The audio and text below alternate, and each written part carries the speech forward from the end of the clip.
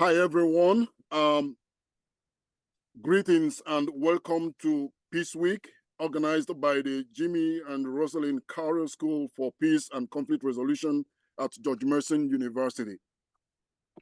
Each semester, Carter School Peace Week brings together faculty, students, alumni, friends, and partners from across the peace and conflict resolution community for a week-long conversation about effectively addressing urgent peace and justice issues. My name is Charles Gwelum, a Carter School doctoral candidate and a Mennonite Central Committee staff member. Also, I serve as the Senior Peace Education and Advocacy Associate International for this organization. I will be facilitating this panel discussion. Our Spring 2024 Peace Week theme is Transforming Conflict, Enhancing Social Impact. In this session today, Decolonizing Peacebuilding Interventions and Approaches, a fantastic panel of peacebuilding practitioners and scholars will reflect on the evolution of peacebuilding paradigms and approaches and the importance of an emerging unprecedented shift in the field. Long before the establishment of the United Nations and subsequently the formation of institutions for specialized and professional approaches to resolving conflicts, there have been traditional and indigenous peacebuilding structures and systems that addressed community conflicts and violence. However, societies and phenomena evolve. Also, conflict dynamics change and become more complex and sophisticated. According to Heraclitus, a 1st century ancient Greek pre-Socratic philosopher from Ephesus, change is permanent. For Heraclitus, we are to embrace change as the fundamental essence of life and live in it, even celebrate it with total awareness of what one had and would inevitably be lost. Therefore, this premise reveals to us the reason for embracing the evolution of paradigms, models, and approaches in the field. The interaction of peacebuilding theory and practice inevitably relates to peacebuilding policies which are formulated to enhance, or restrict the goals of peacebuilding approaches, especially toward transforming violent and structural conflicts and relationships and generating changes that produce social impact. At the heart of this change is impactful innovation, inclusion, and equality of engagement and opportunity. We must courageously explore what has worked well and has yet to work with the various peacebuilding models associated with various schools of thought and ideologies. I refer to these schools of thought as conflict management, conflict resolution, conflict prevention, conflict transformation. And currently, we have the neoliberal school, out of which localism emerges. A critical examination of institutional, state, and political models of practice and interventions to transforming relationships and prevent violence shows a form of domination in which the elites or the highest level of stakeholders or actors in our societies tend to divorce or neglect the engagement or roles of communities and individuals who the conflict and violence have directly impacted. Most often, the interpretation and the meaning making of what peace contextually relates to in communities is different from the perspectives of the macro or the highest level stakeholders or actors, that is the elites. We have seen how peace accords, for example, brokered without the engagement of grassroots communities, have had little or no positive impact and have sometimes failed. Most of the time, community preferences and what they propose as solutions to their issues and challenges in their communities differ from the solutions and strategies that stakeholders, actors, the power holders at the higher levels prescribe.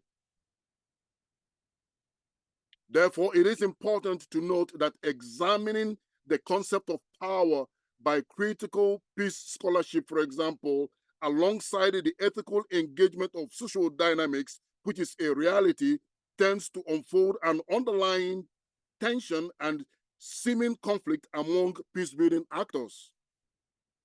This reality needs to be courageously embraced and acknowledged. Hence, there has been an unprecedented shift from an elitist approach to a community-led approach. Neoliberalism, which portrays a new approach and model in peace building, is due to critical scholarship. It is the emergence of a local agenda because the liberal peace building paradigm neglects the roles of local peace actors, local knowledge, and local wisdom, and thereby marginalizes local perspectives of peace. However, I must ascertain that we must cautiously navigate the complexities of engagement of actors to avoid isolationism in the field. Also, it is true that no one has a monopoly of knowledge. As we acknowledge localism, which is local agenda for me, as a theoretical framework that develops from critical and emancipatory peace-building theory, we see an in-depth synergy drawn from the collection of critical and post-colonial theoretical literatures. Colonial legacies and power holding are intrinsic factors. Knowledge building, therefore, in the institutions of conflict studies remains fundamental to decolonizing the mindset of future actors or even present actors who will be scholars, practitioners, and policymakers. Then I ask, what are the pedagogical styles of peace and conflict institutions? Finding from my current dissertation research shows that critical and emancipatory peace-building theory suggests decolonizing the peace-building field to enable a flourishing context for localized infrastructures. Locally led or community-led peace-building and development efforts can be evidential localization indicators. But however, also, locally led interventions are evidence-based. This is important. There is a need to address strategies for sharing the stories of their evidences. Therefore, collaborative reflection, reflexive practice, and policy making, we realize that implementing the localization model, paradigm, or approach fosters an environment of mutuality and learning in which decolonizing processes could occur. Also, effectively addressing and continuing to address colonial legacies within communities of critical practice and between institutions.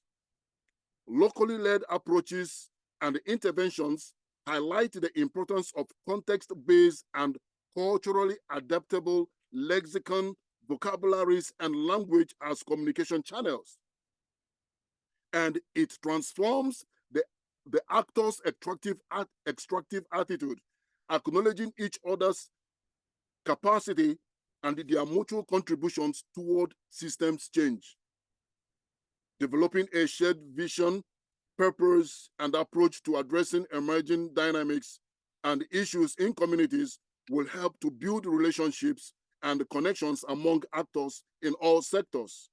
It helps to strengthen networks and capacities for best practices. Collaboration and inclusivity become inevitably visible when we build relationships, consortiums of ideas, and people-centered approaches and interventions. Friends, I must say that it grooms the humanness of the field and the well-being of actors who are involved. Today's panel Today's panel discussion affirms the fact that there is a need for a more robust and healthier collaboration between the global North and the global South scholars, practitioners, and policymakers to transform inherent and existential power dynamics. A decolonized form of knowledge building in institutions of learning should and must accommodate phenomenological, ethical, and metaphysical realities, thereby inevitably embracing an inclusive and collaborative peace-building practice that operationalizes the concept of just peace, moving and going beyond the concept of positive peace, and then also acknowledging a global approach, which is a holistic and integrated paradigm, model, and approach. The emancipatory elicitive religious peace-building framework, for example, uniquely embraces these principles and characteristics. To discuss decolonizing peace-building and interventions and approaches are these amazing panel members. Dr. Benjamin Meangwa, who is an assistant professor at the Department of Political Science, Lakehead University, Ontario, Canada. He is the author of The Crisis of Belonging and Ethnographies of Peacebuilding in Kaduna State, Nigeria, and also the editor of The Paradox of Diasporic Identity, Race, and Belonging. Dr. Benjamin, you're welcome.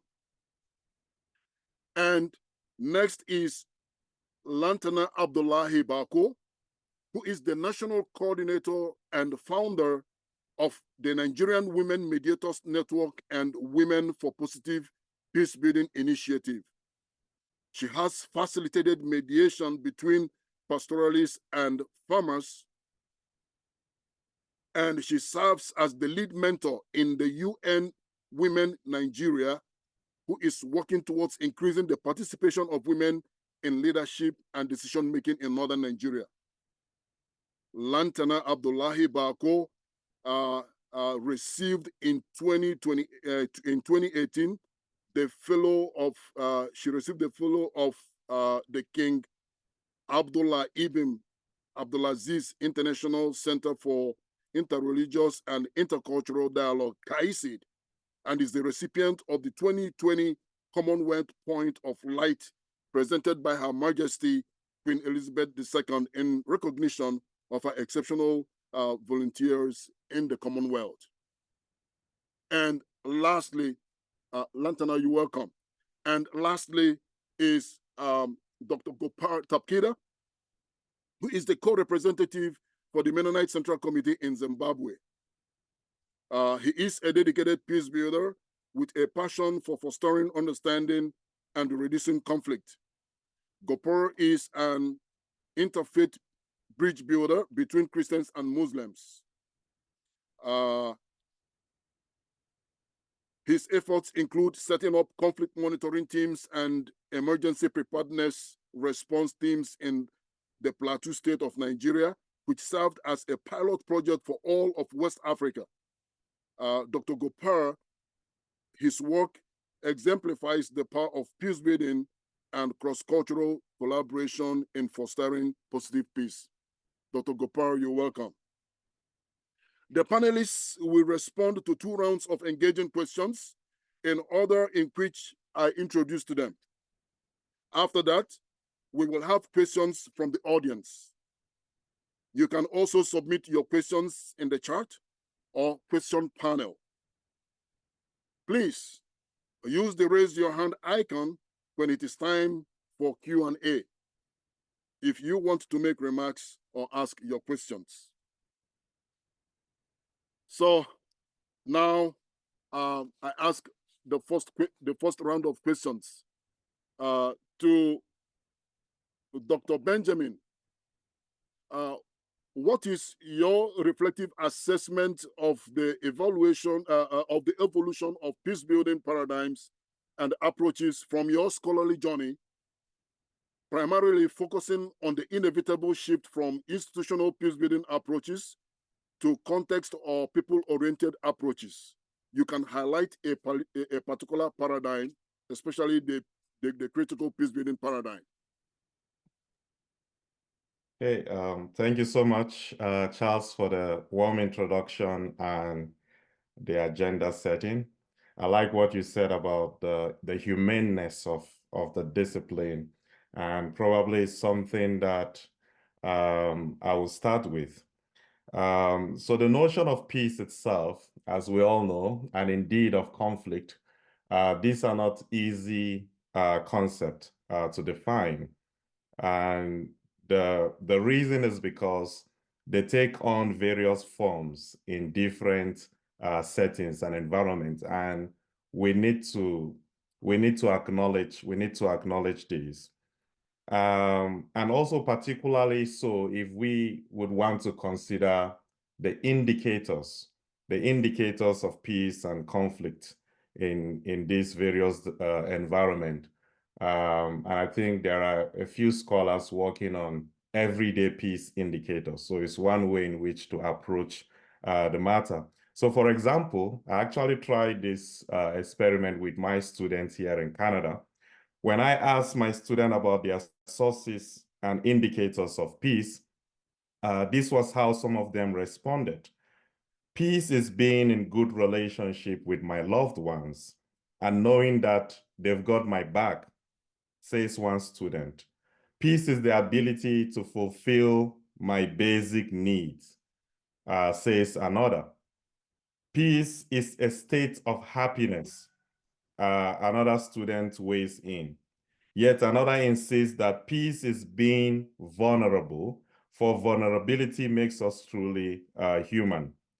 Now, a few other students, because this is also a diverse class with students from all over the world, but I have like a few students who feel that they belong to the minority groups in the class. So they identify as members of minority groups. And they shared that to attain peace, particularly in the context of the higher institution, is to break down the colonial household. We cannot have peace if we continue to live in the master's house of neo-colonization. So to them, to attain peace is to create a space for minoritized, for racialized groups to thrive in a predominantly white institution, such as, the ones we have in not just North America, but in so many post-colonial settings, the schooling system in particular. So I shared these classroom perspectives to bring home the notion that peace and conflict are embedded in experiences and in realities that begin from and at home. And we should understand home broadly to mean both a place, both a space, but also a condition, a relationship, and a behavior needed to form a functioning political community. Now, this is where I think the discipline should be situated, the discipline of peace and conflict studies. I really do believe that the discipline should start from the scholars themselves who are interested in peace practices in terms of their own self-transformation, but it should also begin from our environment. It should begin from the spaces we occupy. This spiritual kind of journey that each peace builder is called to make. But we don't emphasize this enough. I don't read about this enough in the literature. Instead, we busy ourselves with the history and the international ramifications of the discipline, which quite important. And I'm going to touch on that a bit briefly to emphasize the importance of the evolution of the discipline. Now, the practice of peace has developed since the 1960s after the Second World War, and it has congealed into what peace scholar like Oliver Richmond dubs the international peace architecture. And this architecture is under the supervision of supranational institutions such as the United Nations. Now, the architecture deals with large-scale interstate violence, or at least is supposed to deal with large-scale interstate violence, because, of course, we can look at some of the large-scale interstate violence happening today, and we could be asking the question, where is the peace architecture? So it's supposed to deal with colonial violence as well, through the UN system, through regional organizations as well, through human rights and international law. The tools and method of this system, which include military power, mediation, state building, structural adjustment, we could best describe this as liberal peace programming or illiberal, depending on your disposition. The IPA reached its height with the evolution of the peace-building concept and practice shortly after the end of the Cold War in 1991, and given the demands of the architecture to move beyond traditional peacekeeping and conflict mediation. So, for example, in his 1992 famous Agenda for Peace, Boutros Ghali, the former UN Secretary General, introduced the concept of peace building into the UN system to show up the already three important processes of preventive diplomacy, of peacekeeping and peacemaking.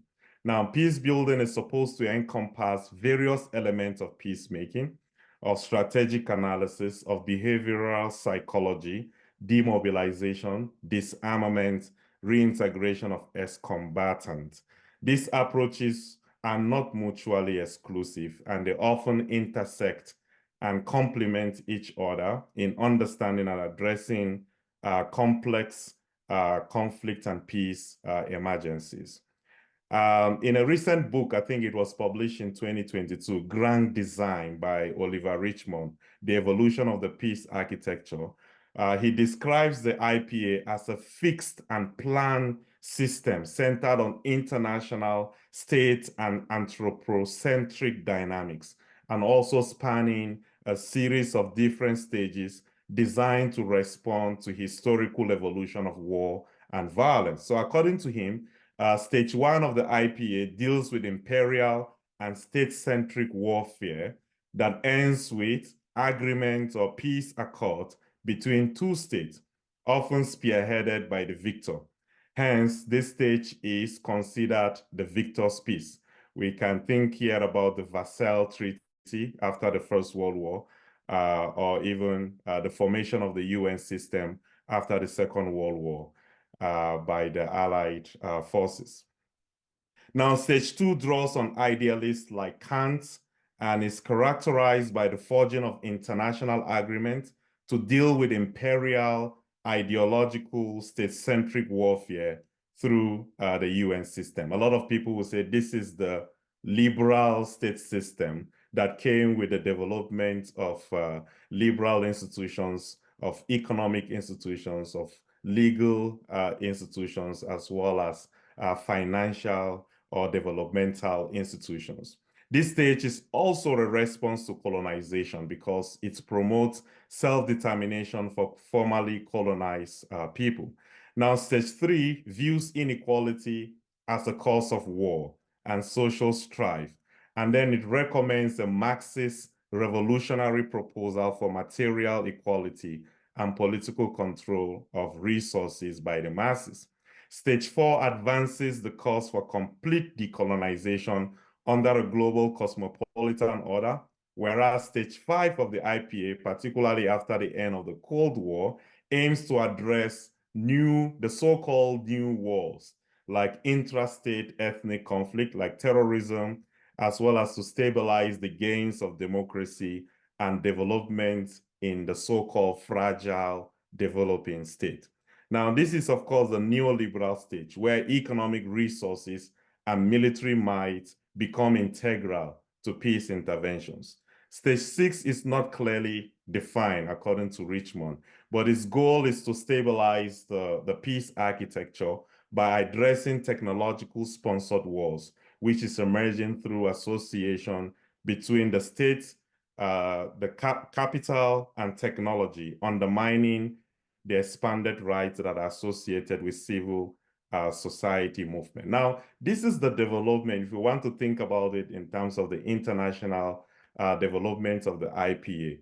But to me, there are a lot of questions, there are a lot of gaps. The questions to me that remain to be addressed from these stages of the IPA is where is the local, or where does the individual agency subsist?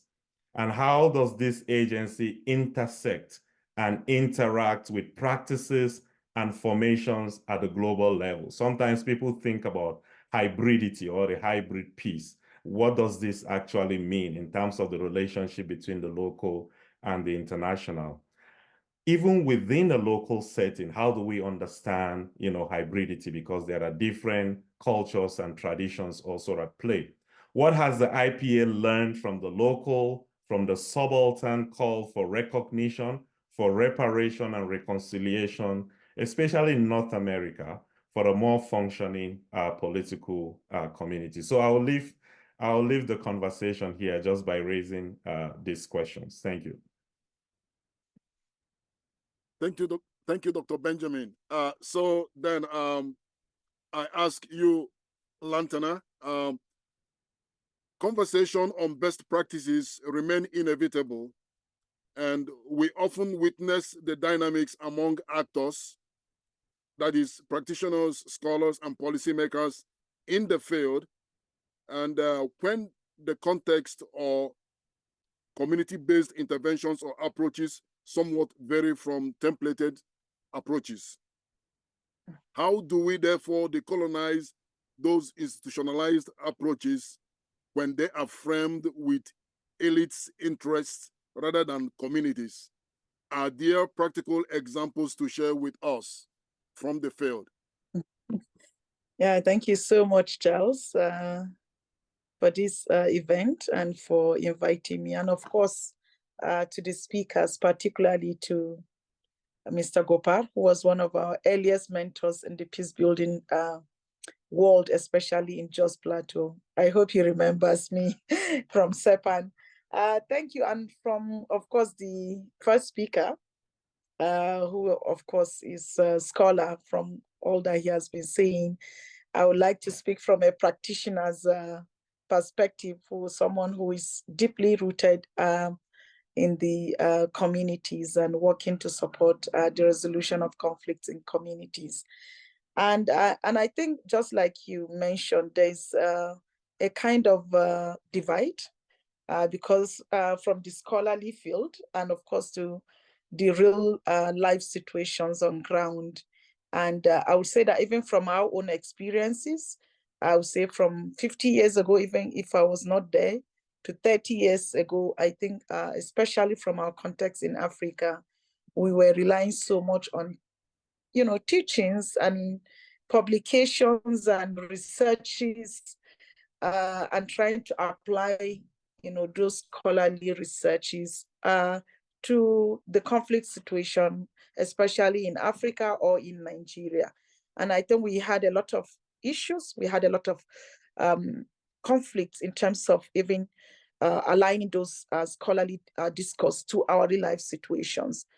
So I think 20, 30 years ago, what we have tried to do, and we are making good progress, is to begin to understand our own context, to begin to really understand what works for us, because conflict resolution is not tailor-made. Conflict is very much local, Contexts are very much different. Even the context we work in, context A is going to be completely different from context B.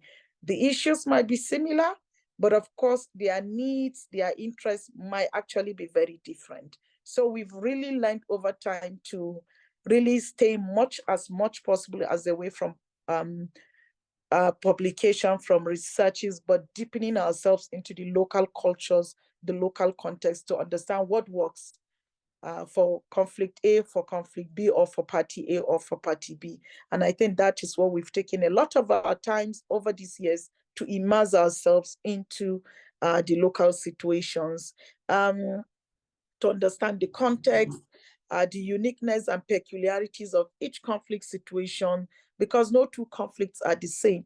And even though, like I said, some of the elements, the factors might be the same, but certainly sometimes the needs, the issues might be different. And some of the approaches we've taken in terms of localizing our approaches in the communities that we serve in Africa, and particularly in Nigeria, is that we needed, because of our nature and the type of context we are in, government is not able to provide all our needs in terms of security, in terms of peace, in terms of responding to conflict, in terms of socio-economic benefits or infrastructure. So there are a lot of gaps, there are a lot of issues that can easily lead to conflicts. So what do we do in terms of strengthening a citizen-led approach that can sustain peace locally and in most communities? One of the things that we've tried, and I'm happy that Mr. Gopal has really touched on, and which I was a party to a lot of those engagement in the beginning of the years in Jos, was the community security architecture approach, which means we are taking security to the doors of communities, to take security as their own responsibility, to take conflict resolution as their part of, their responsibility as well. Because waiting on government, we've realized we have, underserved. We are underserved as citizens. We don't have adequate security to provide the needed security in the context of Nigeria, or even beyond Nigeria. A lot of our communities have so much ungoverned spaces. And so, conflicts are very much inevitable, like we know, especially violent conflict. So what we do is to have a citizen-led community security architecture. We go to communities to establish an inclusive structure. And Gopal is, I'm sure, going to talk about EPRT. But I've worked, for example, with SEPAN, who Gopal was one of the founders of SEPAN. We had what we call the peace teams. We even went as far as establishing peace clubs in schools. Those were the earliest days of peace building in Nigeria. And I was part of the people that worked on those teams. And I know how communities took the responsibility to see security and conflict resolution as part of their, responsibility. And it went a long way to stabilize a lot of the issues we had. And we also replicated such, approaches to many other contexts. I also worked with Search for Common Ground to establish what we call the community security architecture dialogues and the peace architecture dialogue at the state and also at the local level. So these are examples of the kind of approaches that we adopted that has really worked well in many of the conflict contexts that we supported. We also have, over the years, realized that creating an inclusive approaches is very central. Africa generally is patriarchal. Women are not to be seen, especially women like me who come from the northern part of Nigeria. It took us a lot because we got great mentors who actually worked and mentored and coached and trained us to be where we are. And luckily we got, supported by the communities that we also work with. So making sure that the voices of the most marginalized groups are also heard, are also on the table of peacemaking or peace building in our communities. I think that has served us well.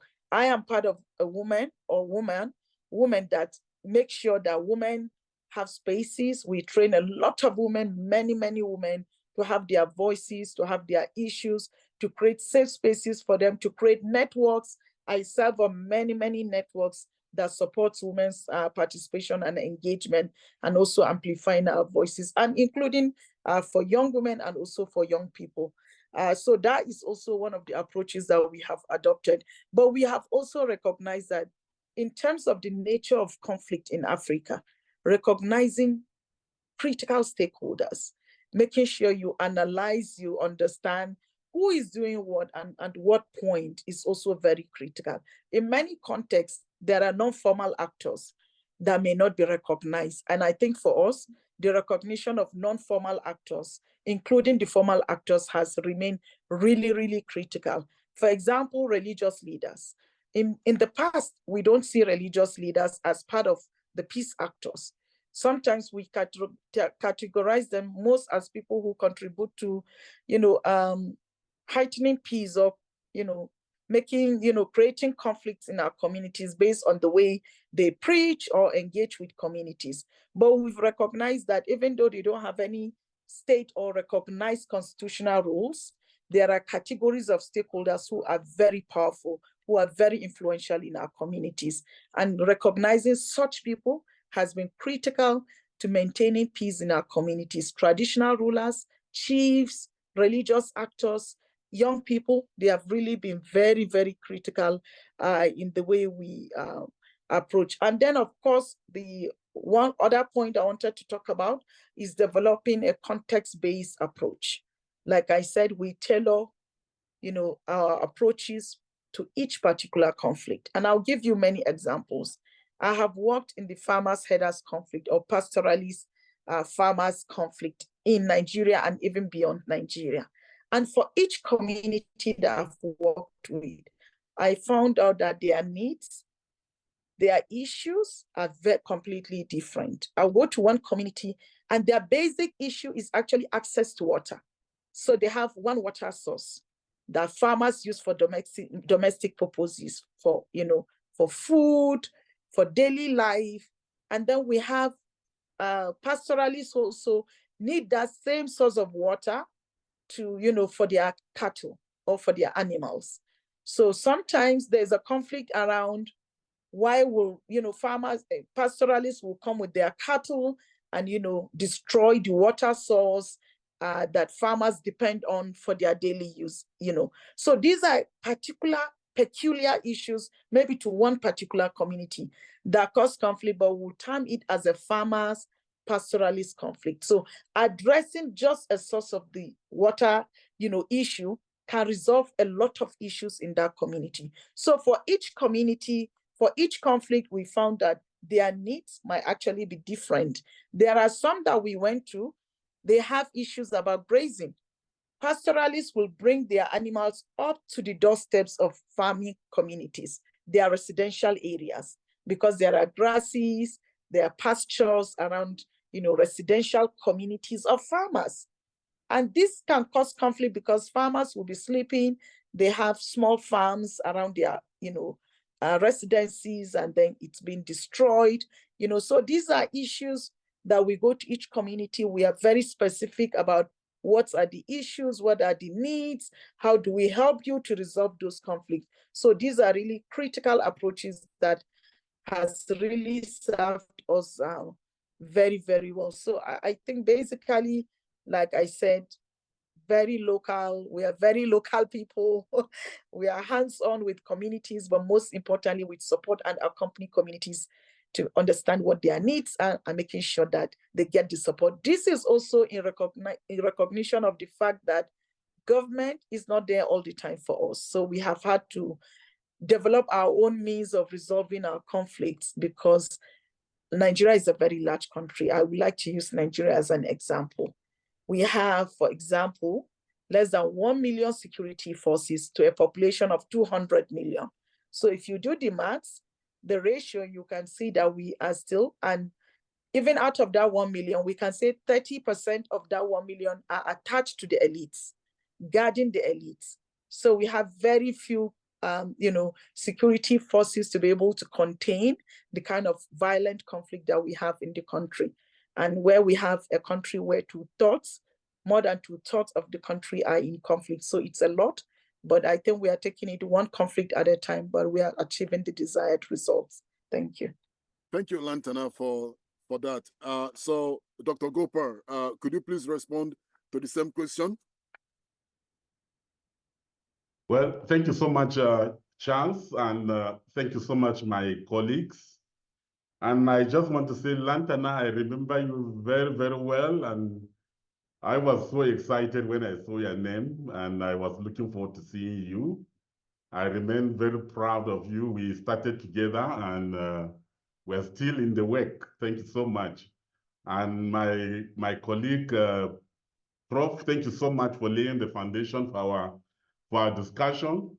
I really appreciate the concern from your students, especially those of them coming from the minority group, and the fear of being excluded in the process. and the fear are actually very truthful and sincere, and we must find ways of including them in the process of any peace building, because in many cases, minority suffer a lot in our processes. And that is where I'm going to start my presentation on. I also like the presentation from Lantana talking about our local organization, talking about EPRT, SEPAN, and the likes. They ring bells very, very clearly, because those were the places where we have been doing our peace building work. And I will be talking about these very local approaches to peace building that we've been doing. Coming back to the fear and the concern is that one of the dynamics is the methodology in which we adopt for our theory of change. In the first place, the philosophy of representation, focusing on people with disability to the neglect of the people on ground. In many cases, when we do that, we disenfranchise the majority of the people that have been affected by the conflict. And so processes of a top-down approach, in many cases, they work in some cases, but many cases they do not work. And therefore, the question I usually ask is, who are these people that we are inviting? And how are they connected to the conflict we are trying to address? We may gather a number of people and we create all the frameworks and all the approaches, and we bring people there. And if they are not connected to the conflict itself, I have seen situations where people that are brought are only concerned about per diems rather than the issue that brought them there.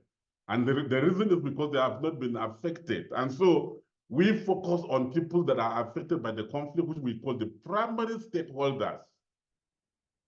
And also, unfortunately, the top-down approach, and let me be very blunt, that is how I speak. I speak very blunt.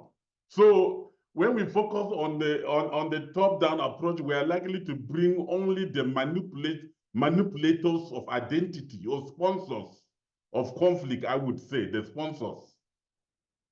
And when you bring sponsors, like, what are you listening to? What are you trying to get from those kind of processes? And so we may use fantastic English and we may have fantastic framework, but at the end of the day, nothing would happen, because these people are benefiting from the conflict, and therefore they will not give solutions that are effective. And so for me, that is one of the dynamics that I have found very, very challenging in the field of peace building. Another one is underrating the capacity of the common people to have solutions for the problem that they face. Lantana talked about the fact that we work with the local people, and that is very true. Usually we see them as uneducated, they are useless, they have nothing to offer to the society, and therefore we design a framework that is more like an academic exercise, or rather a framework that is more like contest of will, so to say. So when things like that are done, then we disenfranchise the majority of the people that would help the process, and therefore, and they're the ones that are affected by the conflict, by the way, and they're the ones that have been affected. So if we are doing things that doesn't touch on them, then they will feel, as far as they are concerned, this is just an academic exercise, and therefore conflict continues. The cycle of violence continues. Another area of people that we have disenfranchised that I have seen in my experience in peace building work is that victims, usually people who are affected by the conflict, they become very angry, and so they develop energy for vengeance. And when we see those energy, we become very afraid, and therefore they are not part of the process. Like, for example, the victims of Boko Haram, for example, we may be very afraid of them and we may not bring them into the process of transformation, the process of negotiation, or the process of peace building, because we see them as troublemakers. Another one is that people who have lost a lot of things, they have lost a source of their livelihood, we see them as beggars and therefore they are not part of the process. So for me, the issue of inclusion is very, very important, and the questions and the concern of these students in Benjamin's class is very, very important, because how do we bring them in? And so we need to decolonize such institutionalized myths. I call this one myth, the question of representation. People that we elect are the only people who are representing us, or the leaders are the ones that are representing us. How are they representing the victims that are affected by the conflict? And I will explain more about that. And also the underrating the capacity of the grassroots to mobilize and do and bring about peace building. It is also a myth that they are uneducated and therefore they have nothing to offer. It is a myth. And the fact that they are troublemakers is also myth. And so we need to decolonize all these myths and come up with a process that works. So let me mention here that only victims can truly represent victims. Okay? Excuse me. Only a person that has been affected by this conflict will know the pain, and therefore they don't need a per diem. Okay? They don't need any per diem. All that they're interested in is to bring about the common good of their society. And therefore, in our quest for selecting who to work with, for me, those are the people we look for. And we must also demystify the approaches from designing them as a contest of will or academic exercise to a transformative approaches. For example, it should be a place of discovery. And I have critical example to give, by the way. You bring in people that have been affected by this conflict from, say, Christian and Muslim, you bring them together and you facilitate a process together. It's a place of discovery. You don't need to do much. It's a place of discovery. Otherwise, Christians will only think that they are the only victims and Muslims would only think that they are the only victims. But when they discover the victims from both sides, it's a discovery that helps to bring about transformation. And it is also a holy ground for lamentation. We need to create those holy ground for lamentations, for people to cry and weep. It is a place where society comes to terms with the reality of our inhumanity. Those processes, we must design those processes. For me, let's bring victims, those who have been affected if their hands have been cut off. I've facilitated training where people come with serious wounds from the conflict itself. We need to come to terms with the reality of our inhumanity as human beings. Otherwise, we think that we are angels, but we are not. So we need to create those processes. And also another point that I want to also bring in here is that those troublemakers, and I like them a lot, people who have developed energy for vengeance, those are the people that you need. We don't need people who have no energy at all. So if they have no energy, because peace building needs people with energy. So for me, the processes that it has helped me in my work when I started in Nigeria was to look for people with energy, look for people who have been affected by this conflict, and we brought them together to work together. That was how we were able to establish institutions like Emergency Preparedness and Response Team in Plateau State, Center for Peace Advancement in Nigeria, CEPAN, which Lantana alluded to, and quite a number of other institutions, by the way, that were able to establish them through those processes. But the thing is this, that we are not, the issue of sustainability is very important. You establish and they sustain themselves because they are coming from the community and they are part of the community. Lantana, you said I was going to talk about EPRT. I don't think I have time to talk about EPRT. I'm just giving some key highlights here and here and there. But let me say the last point here about the energy is that we need to redirect energies, the energy of these troublemakers towards peace building. If we do that, they don't need their cent. In Nigeria, we say they don't need their kobo. They will move the process forward. And I will give a lot of examples. Lantana is one. And Amina Ahmed in Jos, Nigeria, she's another one, who lost her job as a result of peace building. And she came to me and said, and now I have more time to do peace work as a result of losing my job. So, gentlemen and a lady, we are so grateful. Thank you so much. And let me rest here, and then we'll move on. Otherwise, I can talk for a long time. Thank you, Dr. Gopar. In fact, the second question I was going to ask all of you is as regards to the appropriateness of interventions in relation to identity ethno-religious conflicts. But you all have alluded to some of those appropriations, those appropriate interventions. So you will probably bring that back during Q&A. But now let me just ask this other question. So to you all, beginning with Dr. Benjamin to respond, how can we as collaborators in the conflict analysis and resolution and peace building field integrate theory, practice, and policy in order to ensure ownership of interventions, sensitivity to community dynamics, and transform power holding among us? Dr. Benjamin. That is quite a loaded question. But I'll draw from the previous speakers to respond. And indeed, you made mention of community, or rather sensitivity, and maybe that is something that is crucial. The sensitivity to acknowledge that the communities we're going into, or even coming from, these communities have resources that we could also tap from, right? It's not all about formal education. It's not all about the international peace incorporation. It's not all about the supranational institutions.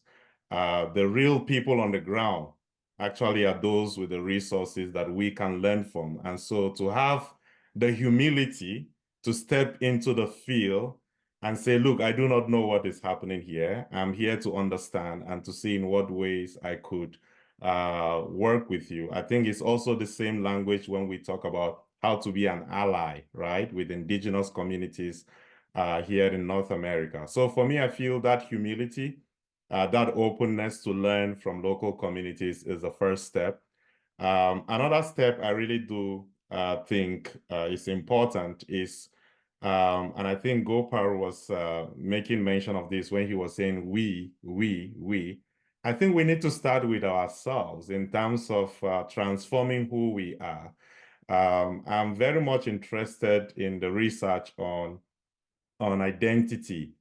And by identity, I mean not the conjectured identities that we have inherited from colonization or from the history of racism, but the identities that we have come to figure out for ourselves. So who are you, for example, if you're not a professor, right?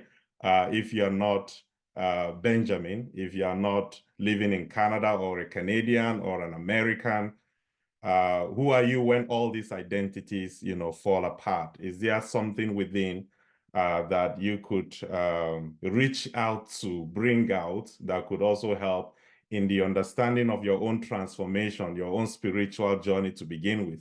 Because it's a failure to understand our own path and our own purpose in this discipline that also leads to failure to understand people on the ground when we get there to work with them. Now, when we talk about theory and practice, I'm very much interested in the practice rather than theory. And even though you said we've touched on interventions and we shouldn't again, I'm tempted to still talk about storytelling. Stories for me are really ways in which we can enact peace anywhere. And like we said, peace doesn't need much of resources. It doesn't need a lot of preparation. It happens on the go, right? Peace on the go.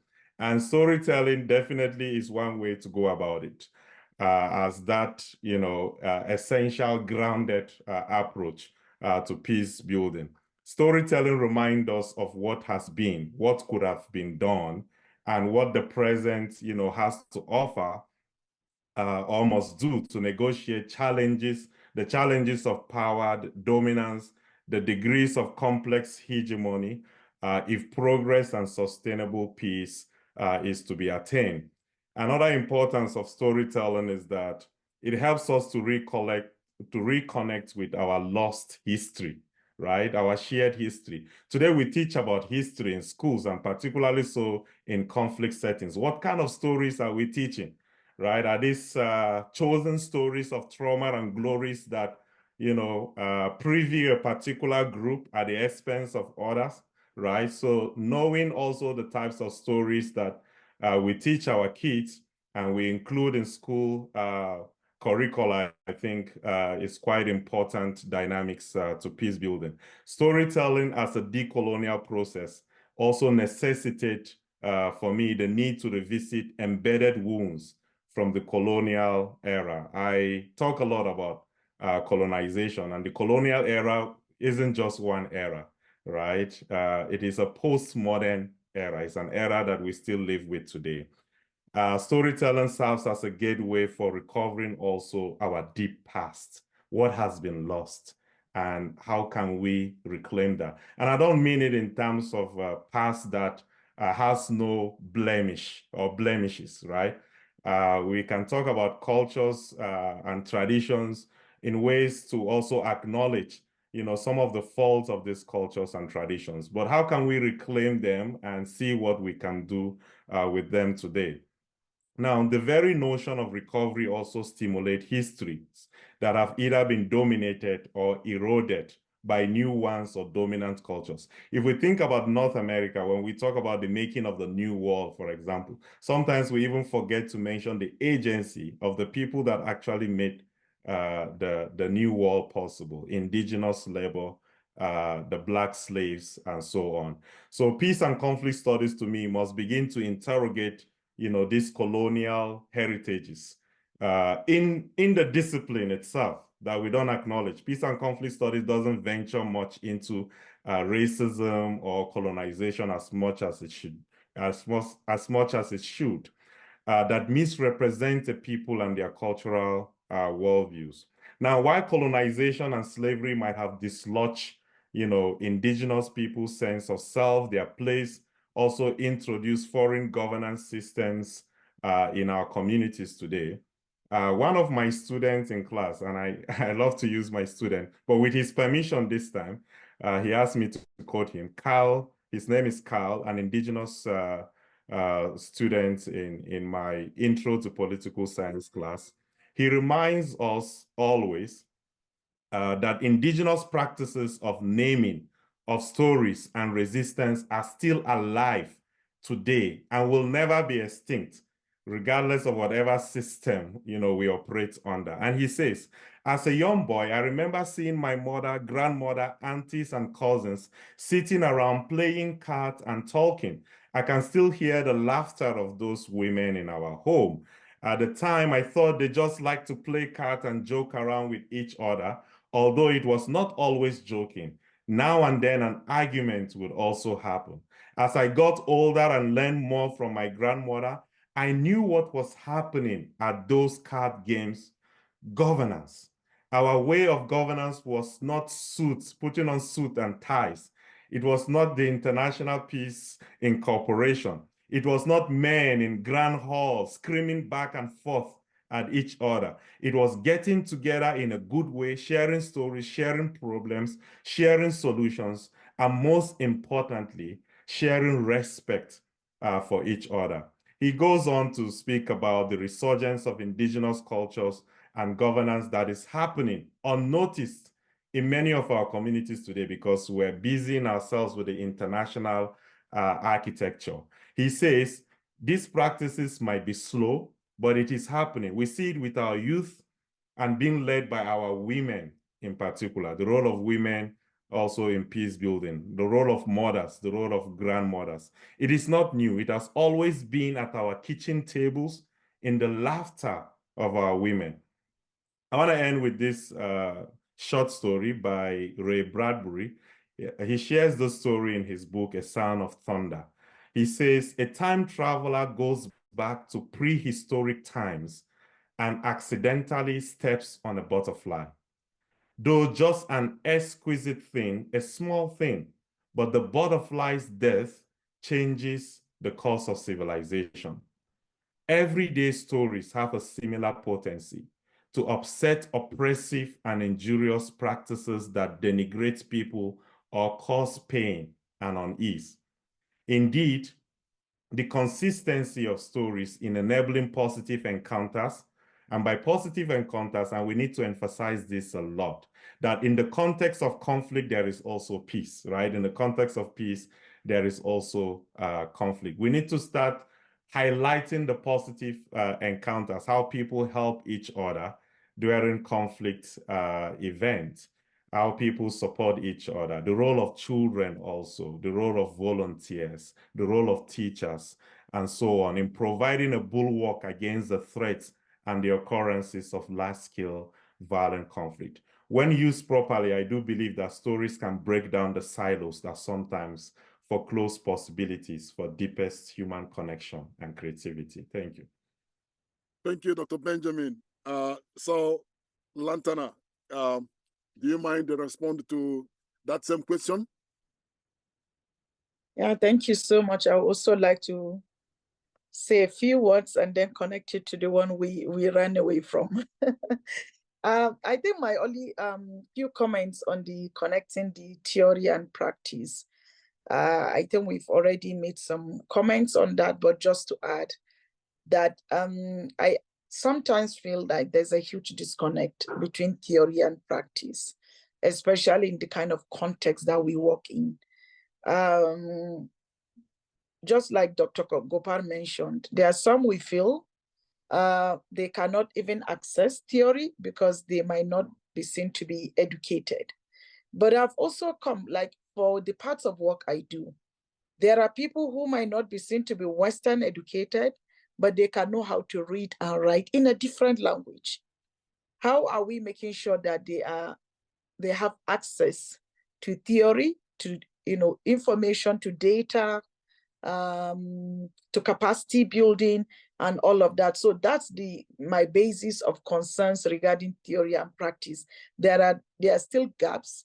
I don't think that some of the theories are made for people who are in need in particular context. For example, in Africa, who cannot be able to read maybe English or write in English. So how accessible are those theories, to these people who are victims, who are affected by and impacted, by conflict generally? And I think in terms of theory and practice, I also want to see a lot of engagement regarding, like Dr. Benjamin talked about, storytelling.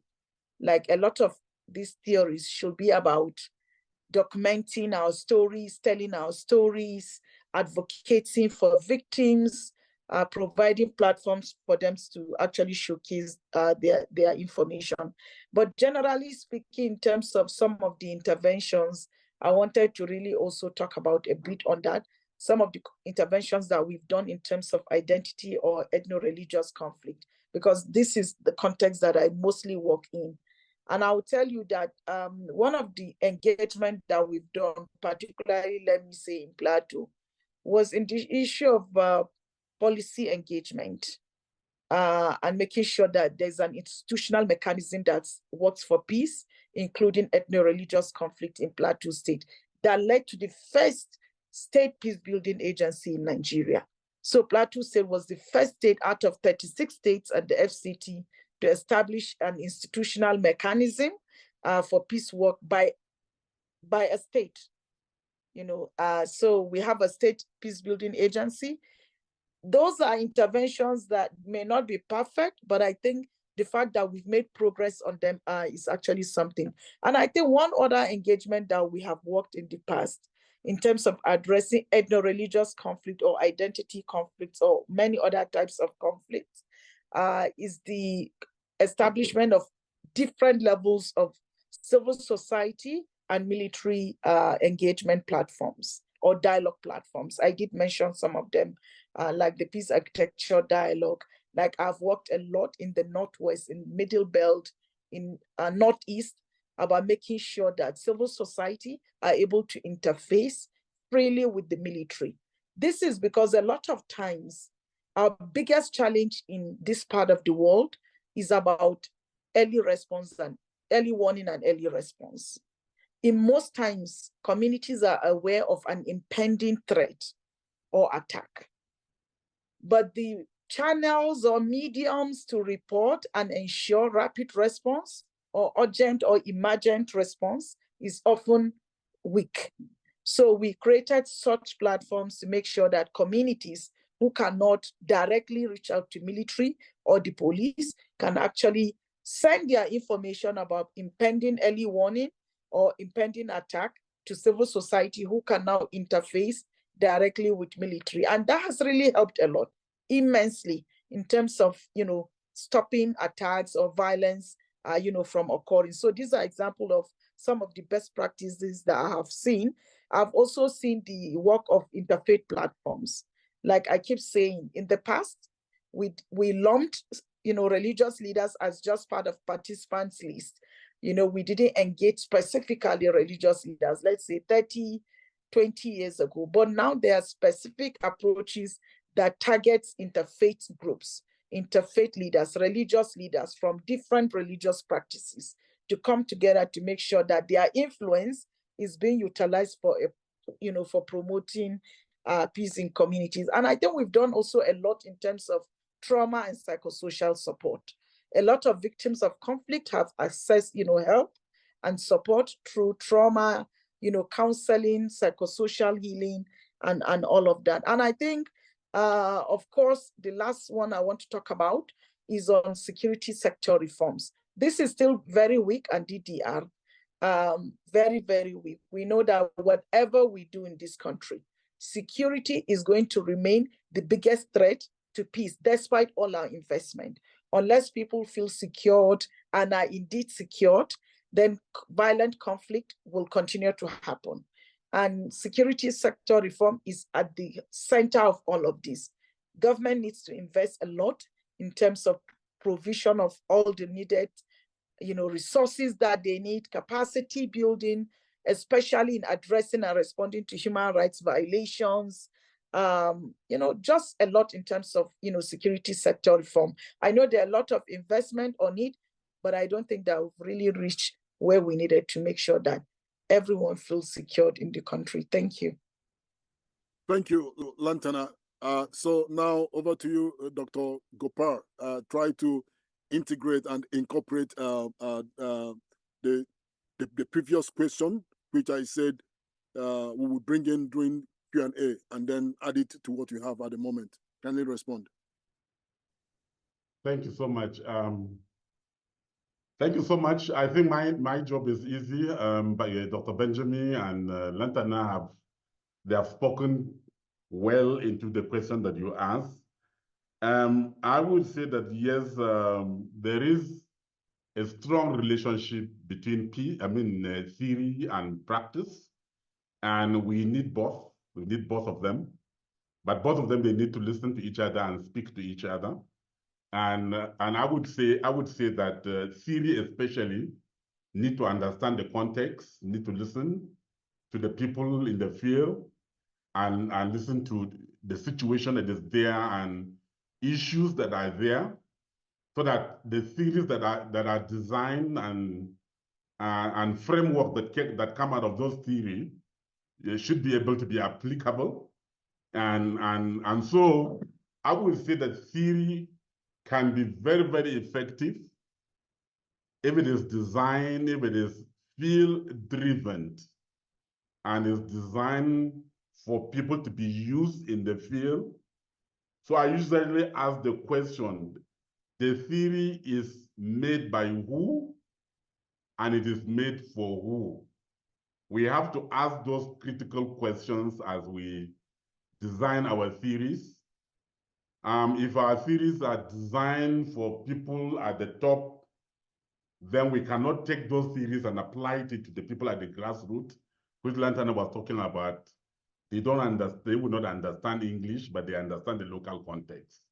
So it is very important. And if theory is able to design, if they design theory according to the context, then in terms of the application, the practice of that particular theory, now is left for the whoever is doing the practice to contextualize the theory. So the issue of contextualization comes in here. Let me give you my example. I finished from Eastern Mennonite University with my master's degree about 20 years ago, I think, or more, 20 years ago or more ago. And I got to Jos. And there was a serious conflict in Jos at that time, happening critically at that time. And many people were affected in that conflict, and my family personally were affected in that conflict. But before I left Eastern Mennonite University in America, I had the full hope that I will come to Nigeria and I will transform any conflict in Nigeria. So I was ready for any conflict. But let me tell you that I was hit very, very badly by that conflict. All that I have learned, the theories that I gathered in the classroom, they vanished, they disappeared. So, and I described myself, usually, and this my story is written. I describe myself as someone swimming in an ocean and not knowing how wide is the ocean and not knowing how deep is the ocean. And worst of all, I didn't see anybody swimming alongside with me. It was a lonely journey and very scary journey. So where do you begin that process? Where do you bridge the gap now between theory and practice in this kind of a situation? So what I did, what I decided, what I did, given the fact that I understood the conflict, I gave myself 3 days and I went and contextualized some of the theories that I learned from Eastern Mennonite University, contextualized that. And those were some of the theories that we used that actually brought about the transformation of so many people that became peace vanguards in Nigeria. And I can give you many names of people. So I would say that theories that are designed for a particular context cannot be implemented in a particular context without the process of contextualization. We need to know that we need to do that. And it is very important that we do that. And so the second thing is the formation of the person within the contextualization. You can't communicate what you don't have. So are you yourself, the theory that we're trying to unpack, have you been transformed by that? So that when you are communicating to people that have been badly affected. Okay? So if you are fake, okay, yourself will be telling you that you are deceiving yourself. You can deceive people out there, but you can't deceive your heart. And it is your heart that communicates to the heart of the other person that you are talking to that will bring about that communication. In fact, it is the language of the heart that communicates to another language of the heart. So yes, I know there are gaps in our framework, there are gaps in our theories, but I think theories are very, very important, in as much as they are designed for a context, or at least they go through the process of contextualization, which is very important. So I just want to end by saying that yes, theory are very helpful in developing frameworks. I have used some of those frameworks myself, and they helped me on my journey of peace building. but I actually did the work of contextualization. Theories can also help in the process of analysis and the process of trying to hypothesis in peace-building field. All of those will be very helpful for us as we develop our theories. Thank you. Thank you so much, Dr. Gopar. And then again, I will reinstate my thanks to this amazing panel for their insight and wisdom as regards to responding to the questions and to the background of the panel discussion. So this is time for Q&A. For anyone who has any question, please, it's either you put the question in the chat panel or you use the raise hand icon to respond, either to ask a question or to probably make a remark. Please be time sensitive as well. Thank you. Any questions or remarks? Okay, I see Jacob Parkin. Please go ahead. Thank you very much, Charles and the team. Yeah, I followed the conversation, and when we're talking of decolonizing peace building, I've seen very key points that have been raised there. Where, for me, one thing that is standing out very clearly is the fact that even within spendings for peace, there's a colonization mentality around it, where you get to see billions of naira are being spent on on security by our various governments. But when you then ask how much is being spent on peace work, you get to see that little or nothing is being done. So when Haji Alantana spoke about even the Plateau Peace Building Agency, she has worked there, and if she would really share her thought, what is government inflow when it comes to cash? Whatever that the government the agency was relying on the same funding that civil society practitioners were looking out for. So we're writing the same proposals that Peace Building Agency were writing, so we're competing for the same grants. So the Nigerian government feels that peace work is an outsider intervention rather than insider, and that is why they have little or no impact or endorsement of resolutions. Now, when we look at the establishment of the Plateau Peace Building Agency, it was supposed to serve as a link between what the civil society practitioners were doing on the field.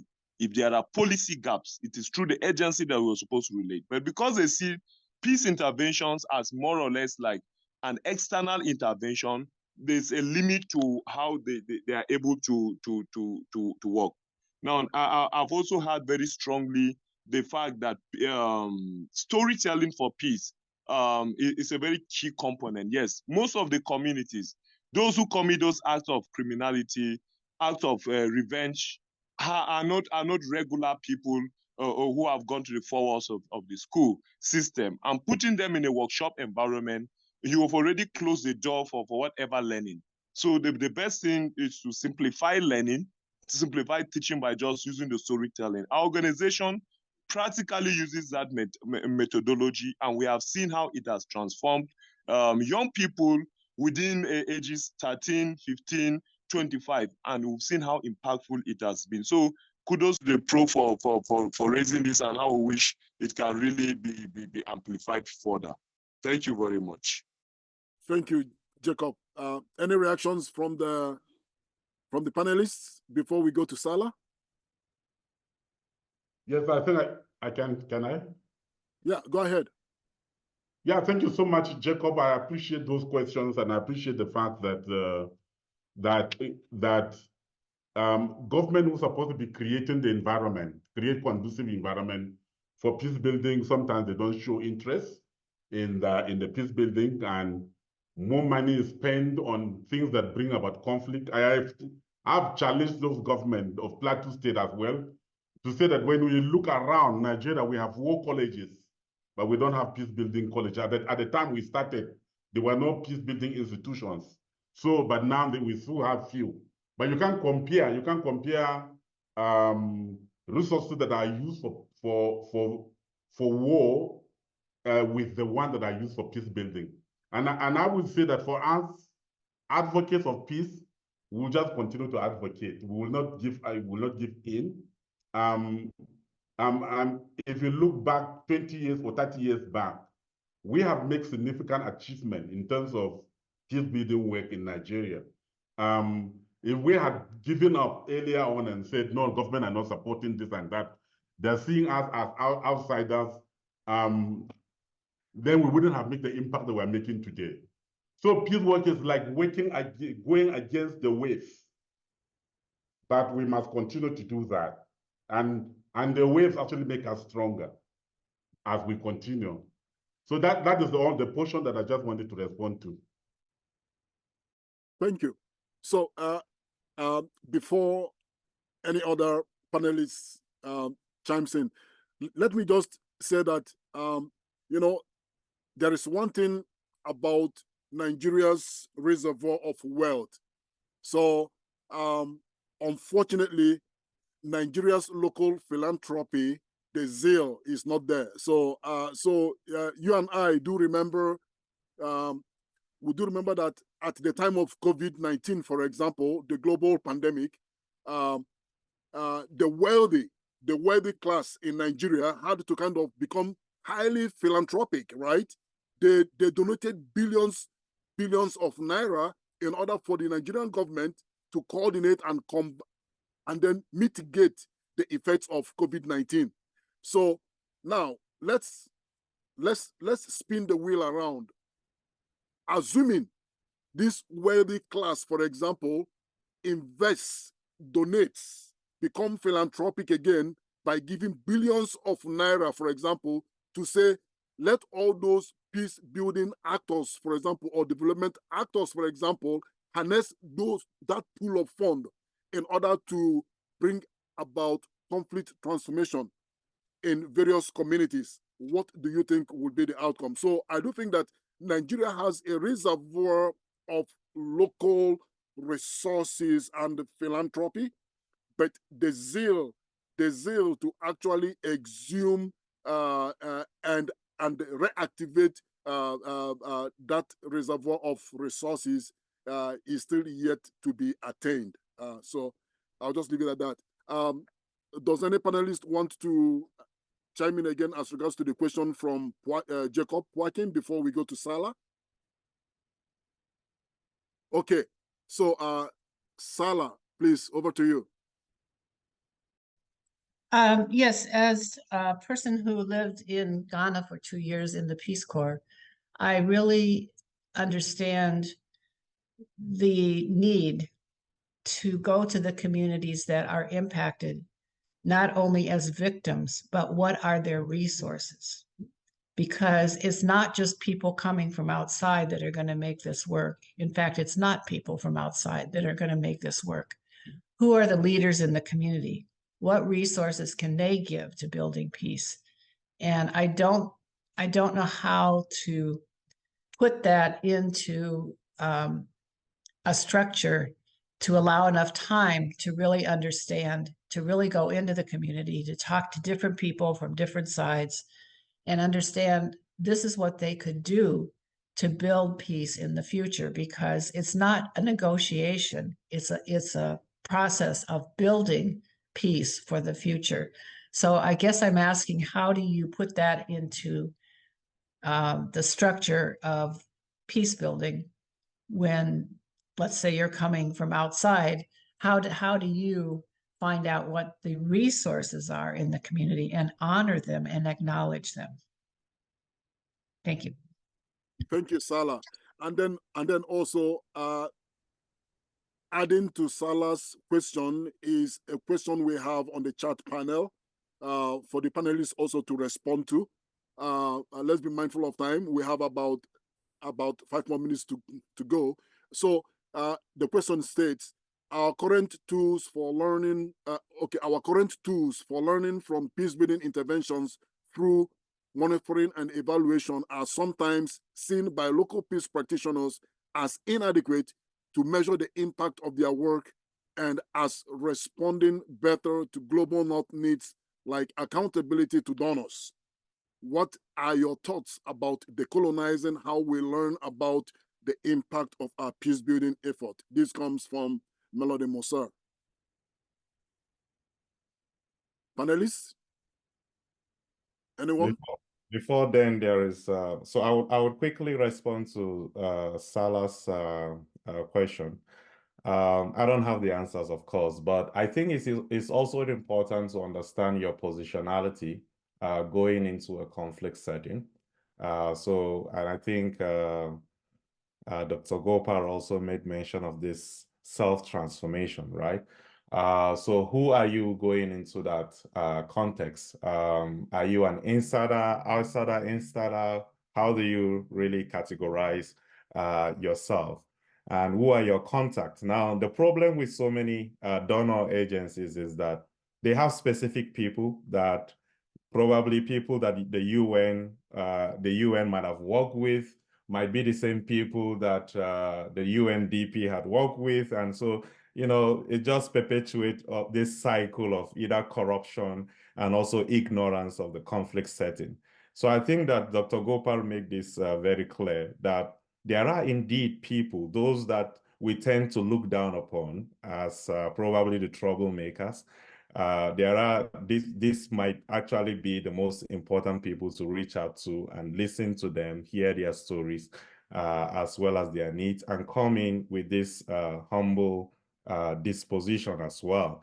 So depending really on the person going in and the gatekeepers that are in the community that you have identified to speak to.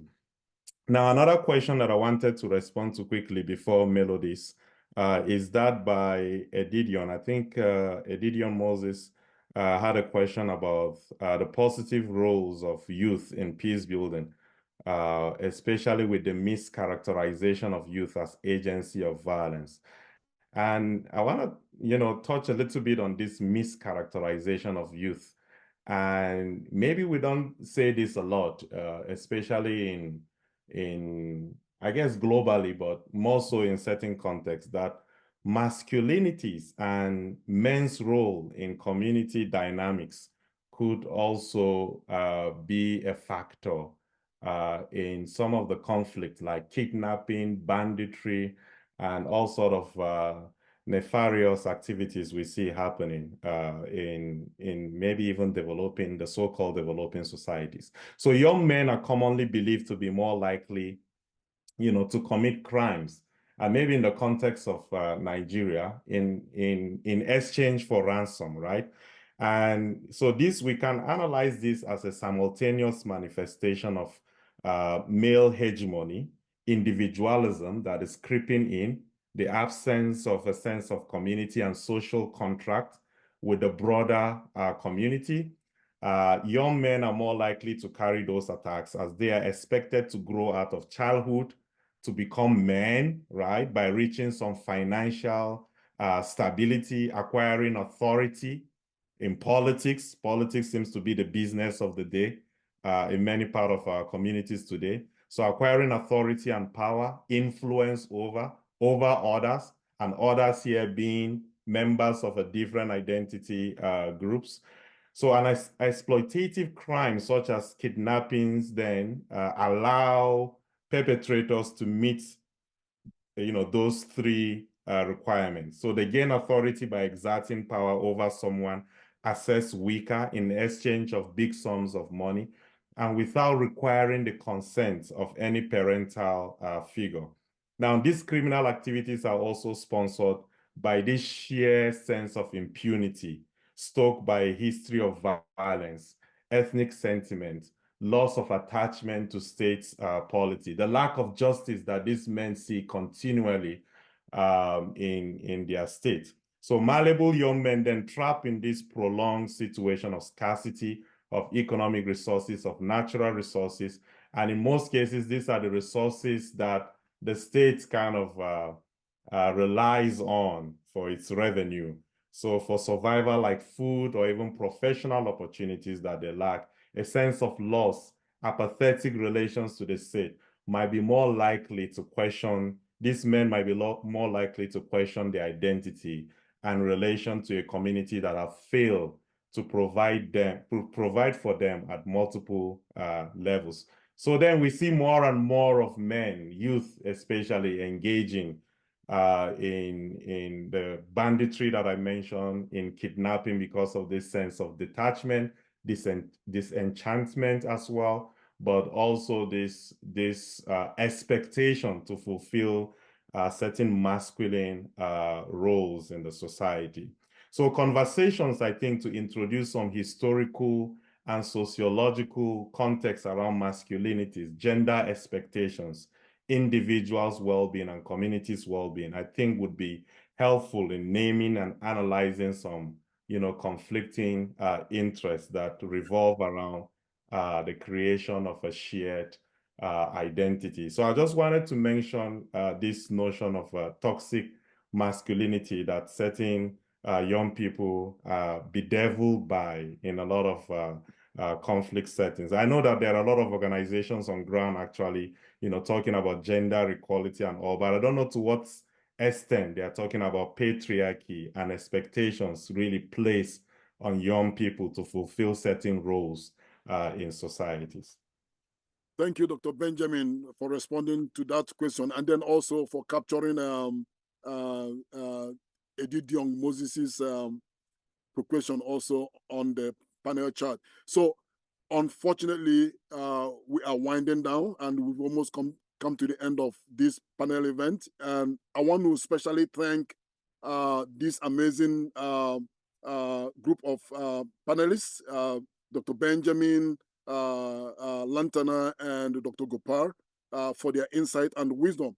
And then also for all of you for joining us, and to also acknowledge the fact that today we are made to understand that the person, the individual, the actor in the field is highly important, and also this individual is supposed to be involved in conscious self-identity, self-reflection, formulation, and constant decolonizing and decompartmentalizing of someone's ideologies. It is a journey, and for sure, change is permanent. And so this is one thing we have to live with. So I want to say thank you so much to all of you for participating in this panel event. Thank you so much, and blessings.